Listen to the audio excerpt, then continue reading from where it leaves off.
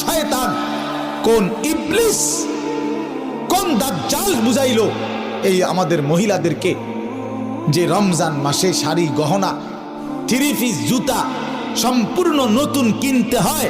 খোদার কসম, এটা পৃথিবীর কোনো কিতাবে নাই, কোনো আলেম বলে নাই, কোনো আউলিয়া বলে নাই, কেউ বলে নাই। ইবলিস ছাড়া, শয়তান ছাড়া, দাজ্জাল ছাড়া আর কেউ বলে নাই।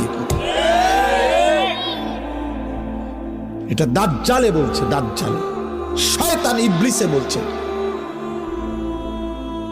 তোমরা ছেলেরাও মনে রাখো, ঈদ মানে নতুন কোনো জুতা না, ঈদ মানে ইবাদত।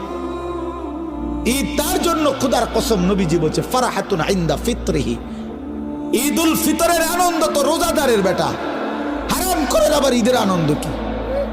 সুদখোরের কোনো ঈদ নাই, ঘুষখোরের কোনো ঈদ নাই, মদখোর